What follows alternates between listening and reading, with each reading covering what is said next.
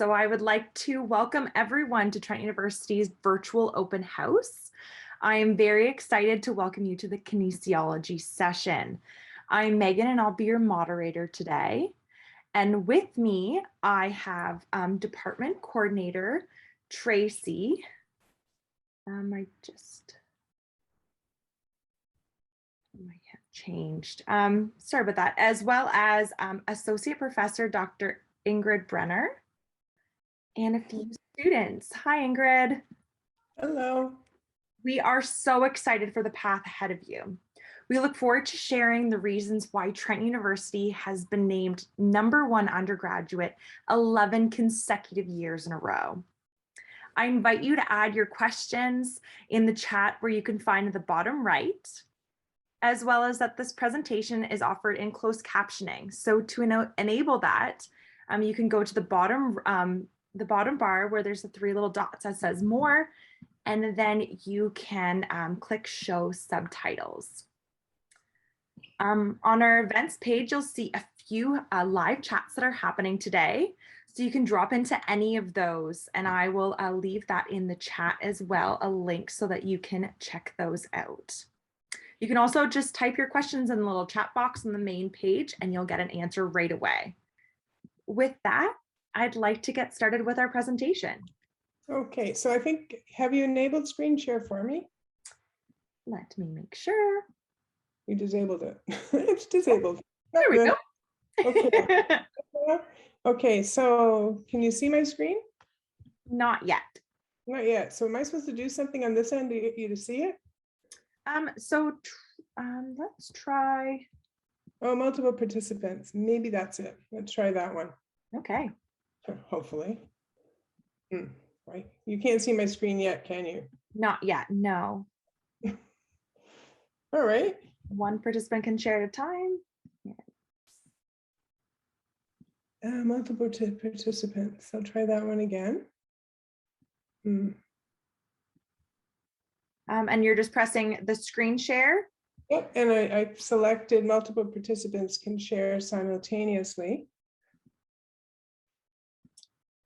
Do you want, I can flip you my email quickly if you want to flip it over to me quickly and I can try to share it. But then I can't click through it, right? No. I can do that. It should work though. I don't know why it's not working. Sorry everyone for the technical difficulties, the joys of Zoom. Right. And are you allowing me? Yeah, you're a co-host. Okay, that's really bizarre.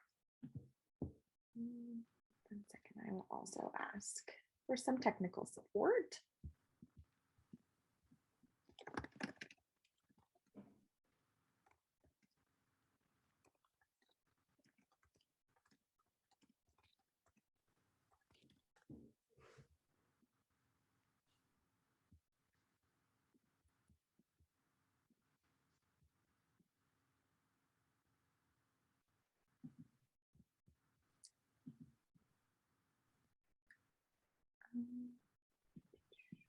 Do you want to try to send me the presentation anyways?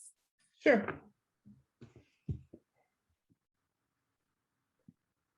Screen sharing's all on.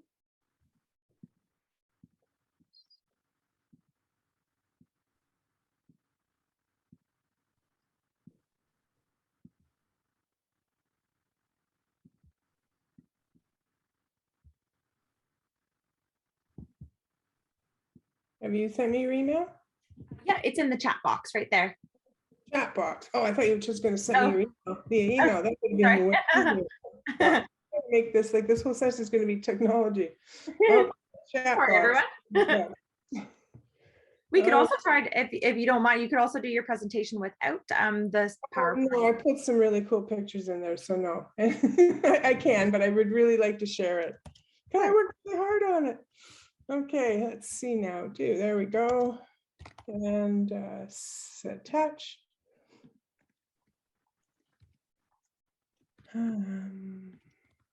Hopefully it goes. What's it doing now? It says, do you want to share this file? Yes, I do. Attach a copy. This is a new message.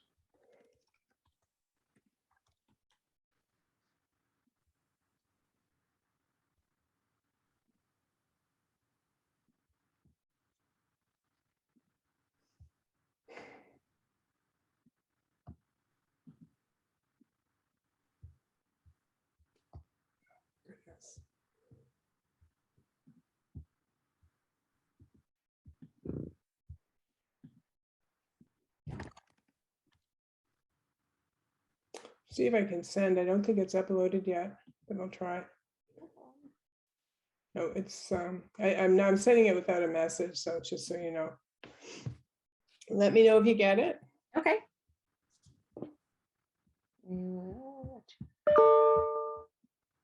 I heard a ding, so you must have got it. Oh, I got it.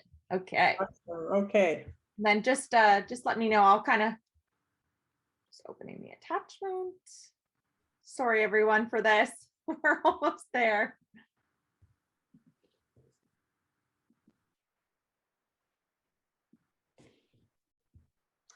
Hi, Sasha. I see you there. Hi, Ingrid. Nice to see you too. You too. We just have some minor technological difficulties. Excellent. I'm sure you have a great presentation on the way. Well, I put a lot of work into it. Part of it's part of a lecture. So for people that are watching, it's a component of a lecture I just recently gave, and then I modified it. So the students that are in 4th year that are watching say, wow, this looks way different. And is it possible for you to do full screen and go just back to the beginning on that? Sure. Awesome.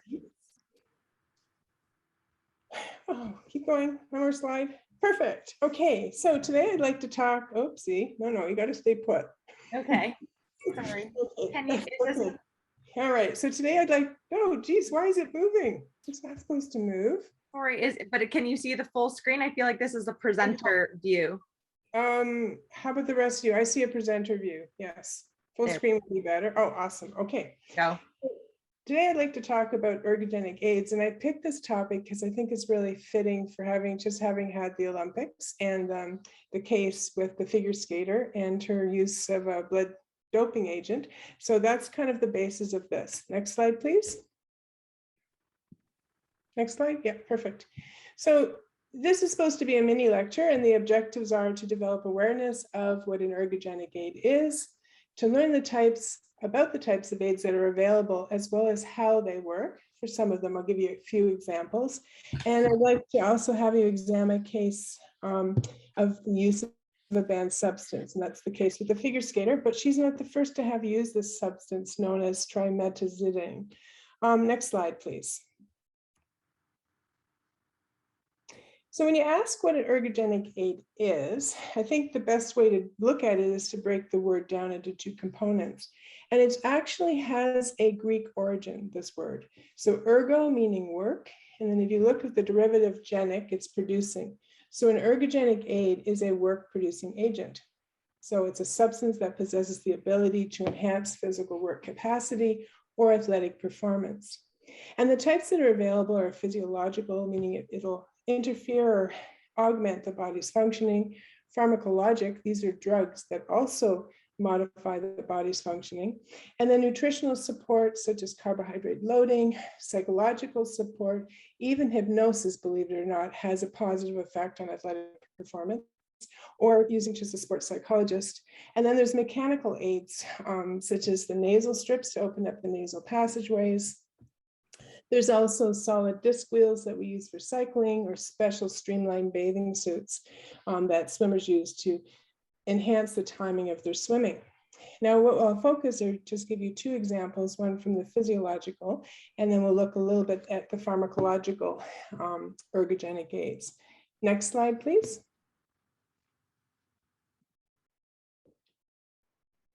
So from a historical perspective, and this is why I wanted to include the pictures, because this is actually in Delphi, and I was there 2 summers ago, and it's on the top of a hill. It takes forever to get to the top, but athletes actually, once they get to the top of the hill, they ran a race in what's known on the right-hand side as the stad. So you see on the top left middle kind of photo is images of where the spectators would sit, and then it's a long run. So an individual named Carmus, and in those days they had family names, but they didn't have really a last name. So he tried using dried figs to enhance his performance. And he actually won the stad race. And the stad race, which is what the stadium is actually 183 meters or 200 yards. There also was another individual who was Greek, and his name was Dromius, and he ate meat, which is unusual because at that time people didn't eat a lot of meat. And so he ate meat to actually enhance performance. And he won what's known as the Dolichos race, which is 4.8 kilometers. And he ran twice. He won twice in Olympia, twice in Delphi, so in this particular stadium, and 3 times in a place called Isthma. So there is historical background to people trying to get bigger, better, and stronger by using performance enhancing aids. Next slide, please. So I would ask the class, or ask yourselves, what areas of fitness would you want to improve if you were an athlete? Well, oxygen delivery and endurance, and that in turn would help delay fatigue, strength and power, body composition, and mental alertness. Now we can use blood doping or oxygen delivery, high altitude training, or living high and training low to enhance oxygen concentration. Often athletes use steroids to enhance strength and power, and then sometimes amphetamines are used for stimulating mental alertness, and it also has an effect on decreasing adipose tissue or body fat. Thank you. That was the next slide. So from the physiological perspective, you can go on to the next slide. I want to talk a little bit about blood doping. And that's the process of taking out some of a person's or an athlete's blood, 1 to 4 units. And this is done over time. So 4 units of blood are not taken out right away. It's done between 3 to 8 week intervals. So it's spread out. The red cells are then removed, it's frozen, and then the plasma is reinfused into the athlete. And subsequently, between 3 to 8 weeks later, the stored cells are thawed and then reinfused 1 to 7 days before an endurance event. And what this does is it increases the red cell count and hemoglobin concentrations from 8 to 20%. That's quite a substantial amount because those are cells, the red cells in particular, that carry oxygen to the tissues. And sometimes there's differences that athletes get, but it's going to be dependent on how blood is stored and timing of infusion and so forth. Next slide, please. So this is what happens. And you can see if I had a pointer at day 0 on the very left, you have a drop in the percentage of cells compared to the control, which is 0. And then as you go up to the control level, the body starts producing red cells to go to the control level. So they get back to normal after about 6 to 8 weeks. Then red cells are reinfused, and you can see this red line going high up to about plus 12. And that shows that there's a 12% increase in the red cell count with the reinfusion of red cells. And this lasts for about 2 weeks, and then there's a gradual decline. So if an athlete was to compete within the first 2 weeks, they would have a benefit by having more red cells. However, the blood doping agencies are aware of this. They do check for red cell counts. They do check for hemoglobin concentration. So they can tell when an athlete has doped. And a really good example is Lance Armstrong. He was one that used blood doping to enhance his cycling. So this method actually increases hemoglobin to about from 15 grams per deciliter to 19 grams per deciliter.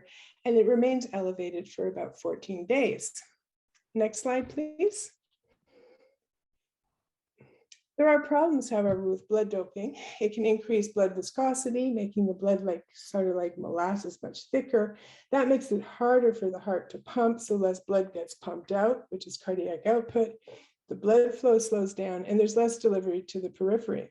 And if anybody has atherosclerosis, which is plaques within their arteries, that actually would compromise blood flow and could possibly lead to a heart attack or a stroke risk. Next slide, please. Now, the pharmacological aids, as another example, we can move on to the next slide. Here's a listing, and I've grouped the types of agents that that are banned actually for ergogenic effects, but I've categorized some of them. So you can think of drugs that are used for muscle building. So steroids is really common, human growth hormone. More common, or more recently, the heart medications, one of which is Trimethine, which Camila, the figure skater, has taken. There's also substances called beta-2 agonists, so they actually work with catecholamines or epinephrine or adrenaline. And then there's some that block the effects of those substances. There's also anti-inflammatory agents, glucosteroids are one example. And some athletes use fluid control, especially athletes that have to weigh in. So they use something known as diuretics, which allows people to pee extra water out. Sometimes diuretics are also used as a masking agent. So they're trying to hide this, that someone did take a substance, and maybe it can be eliminated through the urine.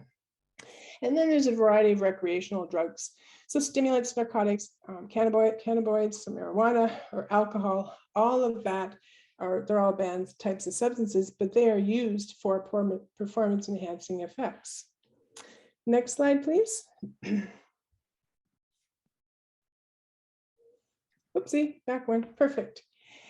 So anabolic steroids has reached lots of people. There's a considerable following because a lot of people, and in particular amateur athletes, use anabolic steroids because it's similar to the male hormone testosterone. And what it does is actually build muscle. The problem with it, though, it contributes in females to male secondary sex characteristics. But it's used in many sports by males and females, and there's an increased use among adolescents. And in particular now, which is quite worrisome, is that children less than 14 years of age are using steroids to enhance their performance. Next slide, please. Big problem with steroid use is that there's a whole load of different side effects.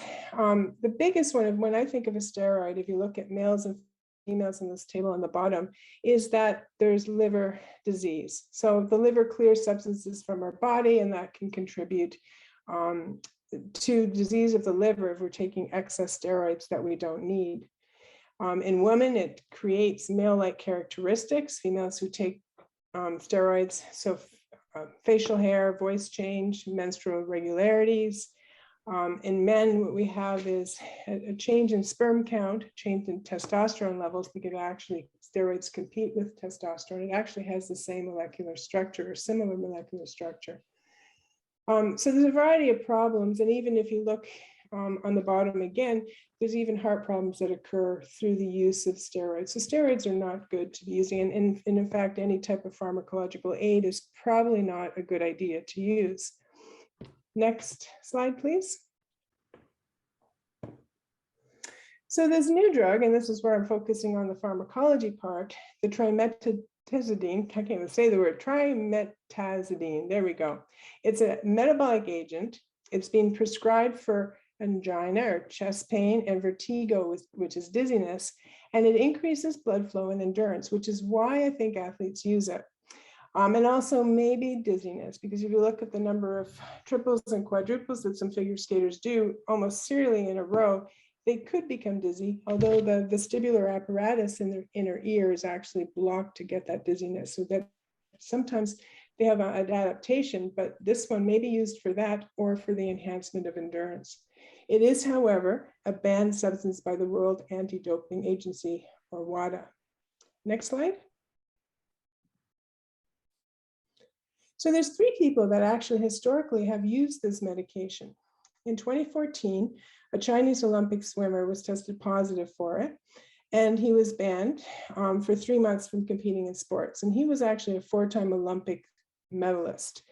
His name is Sun Yang. And if you follow him, it's really interesting. In 2018, they broke into his house, or they came into his house in the middle of the night to take a blood sample. Well, he wasn't too happy with that, and he assaulted the people that were going to take the blood samples, and that subsequently went to Olympic court. And I think he lost, and I think he had to pay a $16,000 penalty for that. So there's lots of politics that go on in sports. Next slide, please.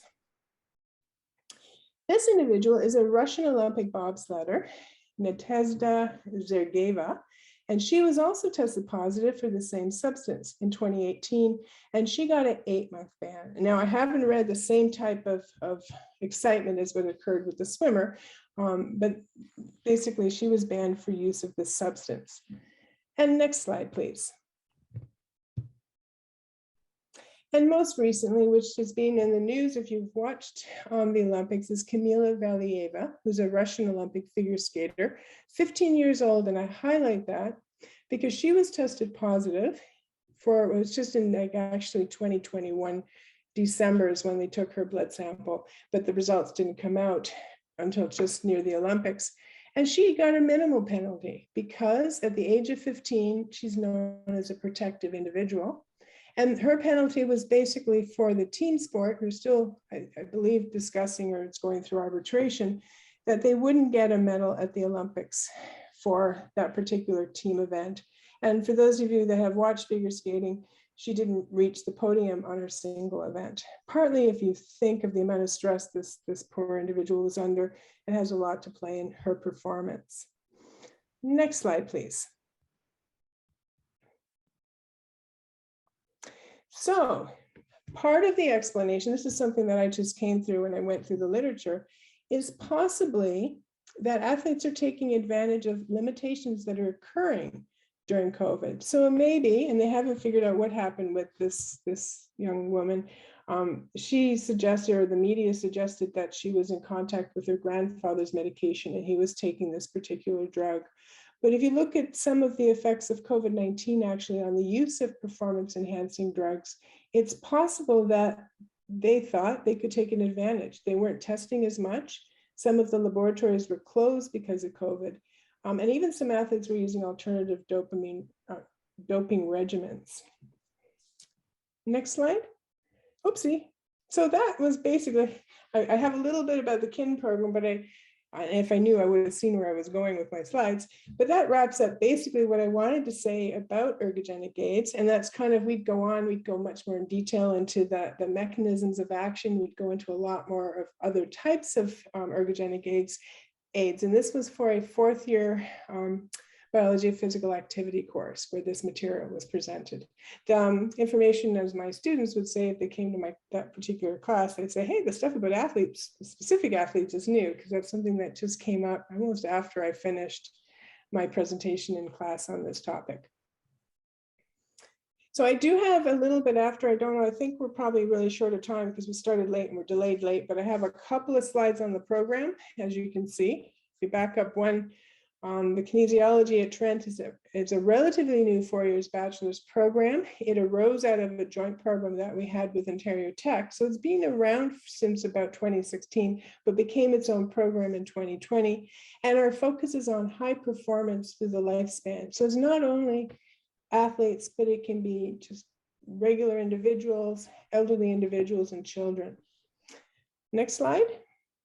We have about 10 minutes left. So also, if anybody, sorry, I'm presenting, so I can't actually see the chat. If anybody does have questions, please make sure to put those in the chat box so that we can answer them in the last 5 minutes of the okay. presentation. So I'll just really quickly go through this. In the beginning, first and second year, we do foundational courses, so anatomy, physiology, psychology, nursing, and physics. You then move more into second year, we start taking KIN courses. Exercise phys, anatomy and movement, brain behavior and movement, and then going into third and fourth year. Next slide, please. This is our last slide.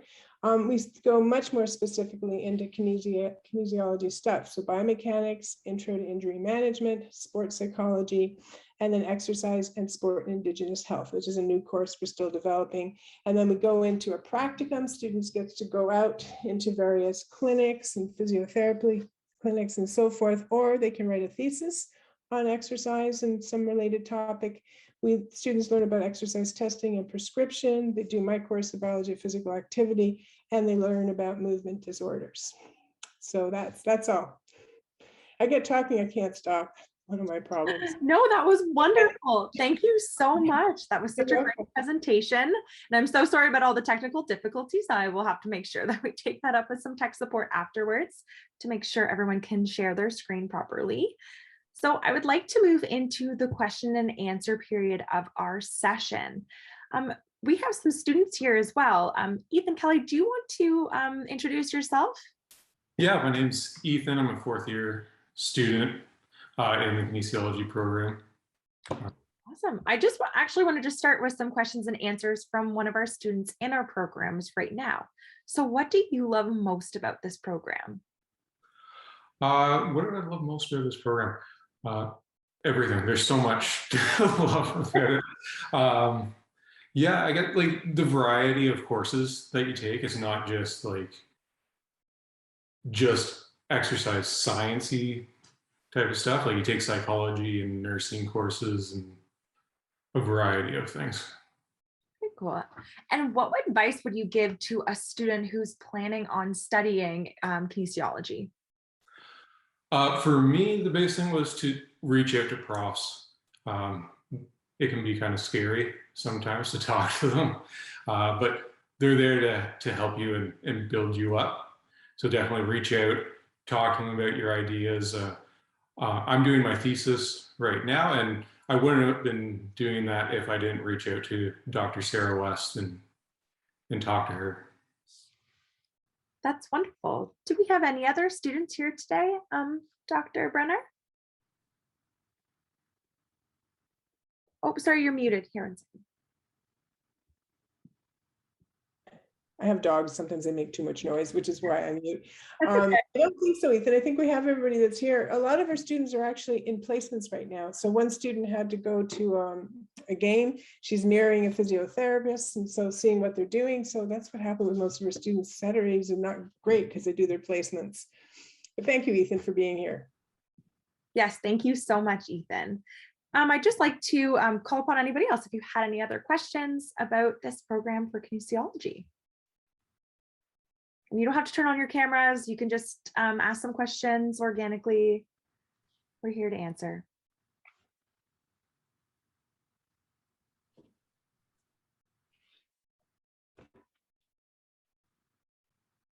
Oh, we have one here from Mandy. Do you think kinesiology is a good program to become a dietitian or nutritionist in the future? That's a great question. Okay, do you want me to answer? I can answer. I think it's a fantastic program because in kinesiology, you learn about how the body functions. We do a little bit of nutrition. So in first and second year, we do intro to life sciences, and we do basic nutrition in first year, and moving into second year, we look at special populations. So pregnancy and aging, and so how that changes your diet. Although I think there, and we don't offer this unfortunately, but I think you can go directly into a program for nutrition or dietitian to become a dietitian. So you can take this as a foundational course and become a perpetual student, which is great, or you can just go directly into that program, nutrition, which we don't have, unfortunately. Here's a question for you, Dr. Brenner. I just was wondering, what are some of the skills that you learn from this program and some of the different type of career opportunities that can present themselves after graduation? I think this is one of the most well-rounded programs you can have. You pick up communication skills, interpersonal skills, you learn just health behaviors, how to know what's healthy, how to disseminate that information to other individuals, and just the importance of physical activity in one's life. I have a cousin or cousin-in-law who took kinesiology. He subsequently became a principal, and he said his kin degree, he took education right afterwards, but the kin degree he uses every single day. So it's very, very, I think, marketable or usable. I know other people that have gone into law following kinesiology as an undergraduate. So you can go in a lot of different areas. And the neat thing is it's a life skill because you learn about how you can keep yourself and people around you healthy. Absolutely. My younger sister actually just graduated from her kin degree from Concordia. So she is very excited. She's actually a manager at kinesiology or a movement clinic. So there's so many opportunities for that. Yeah, no, that's great. So it looks like we've reached the end of our presentation. I just wanted to thank both Ethan and Dr. Brenner for creating that presentation. Apologize for any of the technical difficulties. If you have any further questions or you'd like to rewatch this session, make sure to visit us at our trentu.ca/open house, where we'll have all recordings. And we actually have our first open house, in-person open house happening on May 7th at Trent University in Peterborough. And we have on April 30th, we have our open house at our Durham location. And I would like to personally invite each and every one of you. The Trent experience is an in-person experience, and we really would love for you to be and see our campuses in person and meet our professors and see our student life. So I hope to see you all there, and thank you so much. Have a great day, everyone. Bye.